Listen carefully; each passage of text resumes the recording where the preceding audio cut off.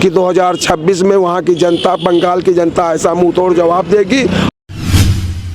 ममता बनर्जी को क्यों इतनी दिक्कत हो रही है जब से एसआईआर लागू हुआ है बंगाल में? देखिए, लोकतंत्र की जो हत्या करने चिल्लाते हैं कि लोकतंत्र की हत्या हो रही है, लोकतंत्र के, और ख़ास करके भाजपा के कार्यशैली पर प्रश्न चिन्ह उठाते हैं। तो ममता बनर्जी जो दीदी जी हैं, उनको इसी बात की दिक्कत है कि जितना वहाँ पर बांग्लादेशी और रोहिंग्या अवैध रूप से रह रहे थे, जिसको मतदाता सूची में वो डलवाई, उनका आधार कार्ड बनवाने में उनको सहयोग किया, आज उन पर जब जांच पड़ताल हो रही है, जो एसआईआर, आधा बंगाल भी खाली हो गया है, जो अवैध तरीके से जो रहते थे बांग्लादेशी, वो सब चले गए हैं। बिल्कुल, सोशल मीडिया के माध्यम से आपने देखा होगा कि वो बोल रहे हैं, जो बांग्लादेशी आए वो खुद बोल रहे हैं कि हम लोग अवैध ढंग से आए हैं, अवैध ढंग से रहने का हमको मौका दिया गया।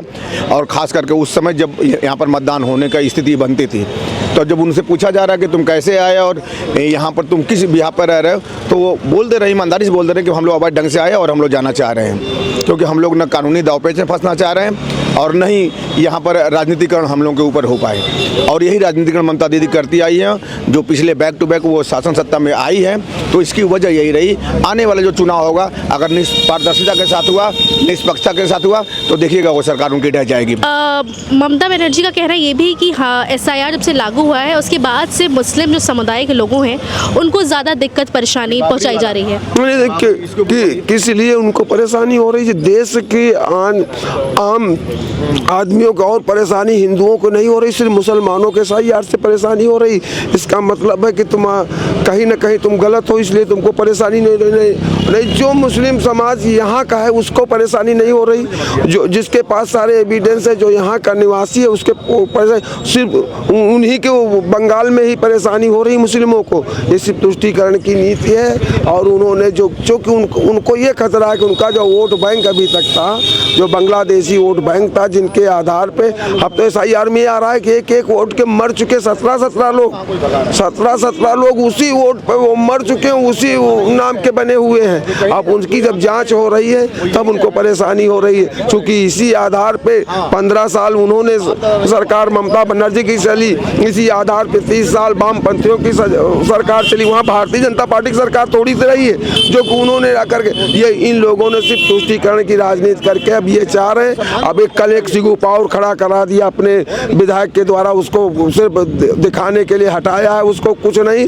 और उसके द्वारा वहाँ जिस कलम को धोने के लिए 500 साल हिंदू समाज ने उसके लिए लड़ाई लड़ी, और वही कलंक आज ला करके तुमने थोप दिया। लेकिन ये याद रखें कि 2026 में वहाँ की जनता, बंगाल की जनता ऐसा मुंह तोड़ जवाब देगी। और जिस दिन जवाब हम भारतीय जनता पार्टी की सरकार बनेगी, वो चाहे वो बाबरी बन करके तैयार हो जाएगी, मस्जिद बाबर के नाम की कोई चीज़ नहीं रहने पाएगी इस देश में। इस देश में आपको बनाना है तो अब्दुल कलाम के नाम बनाइए, आप बनाना वीर अब्दुल हमीद के नाम बनाइए, और तमाम यहाँ पे हैं जो इस देश के लिए मरे, उनके नाम। अगर आप फिर विदेशी आक्रांता के नाम अगर तुमने किया तो जो अयोध्या का हाल हुआ वही उस बाबरी का हाल होगा 2026 के बाद। आप देख लीजिएगा, ये बर्दाश्त अब यहाँ का हिंदू समाज, सनातन समाज नहीं करेगा। तुम वही जड़ ला करके तुम वोट की राजनीति करके और तुम्हारा भी वोट नहीं है, ये तुम सोच रही हो कि हमको ये सदा देता रहेगा। ये कभी कांग्रेस ने यही तुष्टीकरण नीति की, और कांग्रेस इसी आधार पे कि 40 साल 60 साल यहाँ पे 55 साल करीब राज किया, सिर्फ इसी वोट के सहारे, सिर्फ इन्हीं की तुष्टीकरण करके। आज फिर तुम वही कर रही हो। बंगाल भी खाली हो गया जब से एसआईआर लागू हुआ है। खाली हो जाएगा। जो इस देश का निवासी नहीं होगा, जो घुसपैठिया होगा, वो बिल्कुल भाग जाएगा। भगदड़ मची है, काहे आज वहाँ पे भगदड़ मची हुई है। अब इसी तरह इन लोगों को सिर्फ एक काम है, सिर्फ विपक्ष वालों को सिर्फ विरोध करना, जो सही काम हो रहा। इसी तरह जब दिल्ली में एनआरसी हो रहा था, उसका विरोध में सब पूरा एक कर दिए, समझ को जैसे। आज नहीं कोई बोल पा रहा, आज कोई ना समाजवादी पार्टी कोई नेता बोला, ना कांग्रेस का कल बोला कि भाई ये जो एक जड़ खत्म की गई इस देश में, जो 80% हिंदुओं के उसमें ठेस पहुंचाती थी, जो आक्रांता जिसने देश को लूट करके देश को के बहन बेटियों के साथ सब तरह से इसको परास्त करने का काम किया, जो वो खत्म हुआ बवाल, वही ला करके तुम आज पश्चिम बंगाल में खड़ा कर रहे हो। किस लिए और कहाँ खड़ा कर रहे हो? यहाँ तुम्हारी 70% आबादी है। इससे पूरा संकेत तुम दे रहे हो कि अगर इसी तरह के यहाँ के जो लोग तुष्टीकरण हिंदू समाज के लोग करते रहेंगे तो एक दिन ये फिर ये मुस्लिम राष्ट्र बन जाएगा, इसमें कोई शक शुबहा नहीं है। वो तो मांग ही कर रहे हैं और यहाँ के 20% हिंदू समाज मांग ही कर रहे हैं, दे ही रहे हैं। वो तो उनका हवो हल्ला उठाए, उनका झंडा उठाए चल ही रहे हैं। और वो वहाँ जा कर के कोई नहीं जा रहा, समझ लो, वहाँ कोई बोलने वाला नहीं है। वहाँ हिंदुओं को जब कश्मीर से भगाया गया तब कोई बोलने वाला नहीं था, तब कोई किसी नहीं बोला। किस लिए? इसीलिए जबकि वहाँ पे उनकी कम्युनिटी ज़्यादा हुई, वो किसी की बात नहीं सुनना चाहते हैं। वो कहते हैं हम संविधान की बात मानने नहीं चाहते हैं, उसे सरिया अपना लागू करना चाहते, सरिया की बात मानते हैं और सरिया के आधार पर वो काम करना चाहते हैं। उन्होंने नाम तो नहीं लिया, लेकिन उन्होंने बोला कि बीजेपी का ये मास्टरमाइंड स्ट्रोक है, क्योंकि इलेक्शंस आ रहे हैं, इस वजह से ये बंगाल में ये सब कर रही हैं। और उन्होंने आगे ये भी बोला कि बंगाल को बिहार मत समझिए। इस पे आपका क्या कहना है? ममता बनर्जी जी क्रांतिकारी नेता हैं, पश्चिम बंगाल के मुख्यमंत्री हैं। और जहां तक अभी बोल रहे थे हमारे भाजपा के साथी, आप ये बताइए कि देश में प्रधानमंत्री कौन है हिंदू, राष्ट्रपति कौन है हिंदू, गृह मंत्री कौन है हिंदू, रक्षा मंत्री कौन है हिंदू, और पश्चिम बंगाल के गवर्नर कौन है हिंदू, पश्चिम बंगाल के मुख्यमंत्री हैं कौन हिंदू। तो सारे लोग हिंदू हैं, तो कैसे ये सब हो रहा है? ममता बानो की सरकार है, ममता बनर्जी नहीं, ममता बानो की सरकार है, ममता बनर्जी नहीं, ममता बानो जी की सरकार है। और वो तुष्टीकरण की राजनीति कर रही हैं। और हम कहना चाहते हैं अगर मुसलमानों की वहाँ ऐसी स्थिति क्यों है? 36 साल में वहाँ भारतीय जनता पार्टी की, 72 साल में सब 30 साल 35 साल वामपंथियों की सरकार रही, 15 साल से इनकी सरकार, तो उनकी दयनीय स्थिति क्यों है? क्यों इतना ज़्यादा वहाँ पे हुआ? वहाँ भारतीय जनता पार्टी भी 2014 में आई, 2014 सरकार। जहाँ जहाँ तुम्हारी सरकारें रही तो वहाँ पे मुसलमानों की ऐसी स्थिति क्यों कर रखी तुम लोगों ने?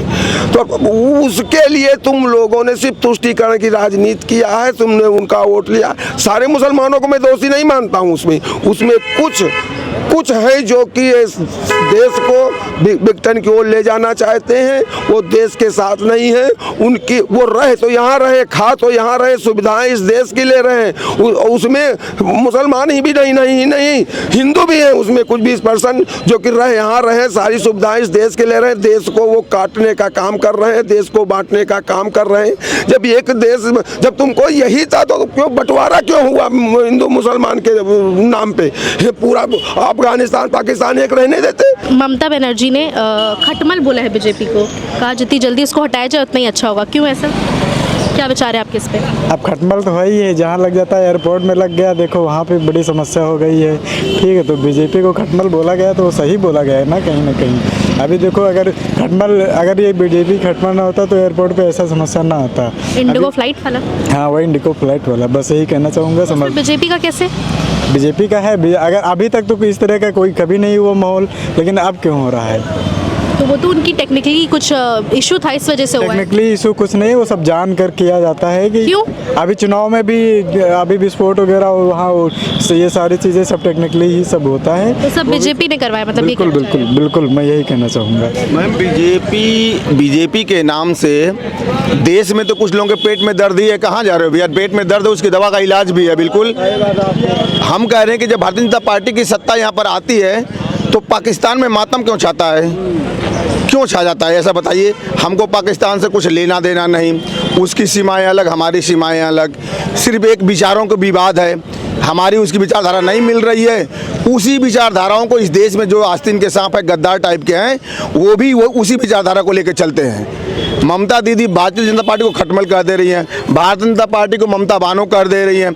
ये तो चलिए शब्दों की बाढ़ है, चलाए जा सकते हैं, लेकिन देश के आंतरिक मामलों में, देश की सुरक्षा को लेकर, देश के विकास को लेकर और देश की जनता के हित को लेकर, इस पर कौन ऐसी पार्टी, कौन ऐसा नेता है जो कभी खुल के बात कर सकता है? आप बताएं ना, कोई इस पार्टी का नाम बताए जो दूध की धूली हो, जो भ्रष्टाचार में लिप्त ना हो। तो जब नहीं है तो किसी को बोलने का, किसी के ऊपर कीचड़ उछालने का हक नहीं है। उसमें पिसी जाती है आम जनता, आम जनमानस पिसा जाता है। इसी पर गौर फरमाना है कि इन पार्टियों को बताया जाए कि आप देश को बांटने का काम न करिए, देश को तोड़ने का काम न करिए। अगर राजनीति करनी है, राजनेता है, जनप्रतिनिधि है, चुन के भेजे गए हैं, तो आप उस जनता के हित में काम करिए, तब तो बेटर होगा इस देश के भविष्य को लेकर। अन्यथा अब लोग कहते हैं कि हिंदू मुस्लिम करती है भाजपा। हिंदू मुस्लिम क्यों ना करे भाजपा? आप अगर नहीं करोगे, कांग्रेस नहीं करेगी, सपा नहीं करेगी, तो भाजपा की मजबूरी है कि करेगी। करना पड़ेगा। हम हिंदू मुस्लिम को नहीं करे भाई, मुसलमान अगर अवैध ढंग से आकर आतंकवादी गतिविधियों में संलिप्त होता है तो कोई नहीं बोलेगा, तो क्या हम भी नहीं बोलेंगे? बोलने वाला इस देश में है। उस देश में लाखों करोड़ों उस समय थे जब देश आज़ाद नहीं था, गुलामी की जंजीरों में था, तो उस समय भगत सिंह, सुभाष चंद्र बोस, सुखदेव, राजगुरु, मंगल पांडे ही क्यों फांसी पर चढ़े? क्यों स्वतंत्रता संग्राम सेना की लड़ाई में लड़े? करोड़ों वहाँ पर युवा तो है ना उस समय, लेकिन लड़े 2-4 ही घरों के लोग, 100-150 घरों के लोग। इसलिए कोई लड़ने वाला एक ही होता है, सबसे उम्मीद नहीं की जा सकती है। न आप सपा से उम्मीद करिए, न बसपा से उम्मीद करिए, न कांग्रेस से करिए। भाजपा आ रही है तो वो जानती है कि मुझे बोलना पड़ेगा, मुझे लड़ना पड़ेगा, राष्ट्रहित के बारे में सोचने वाली पार्टी है। जय हिंद, जय भारत।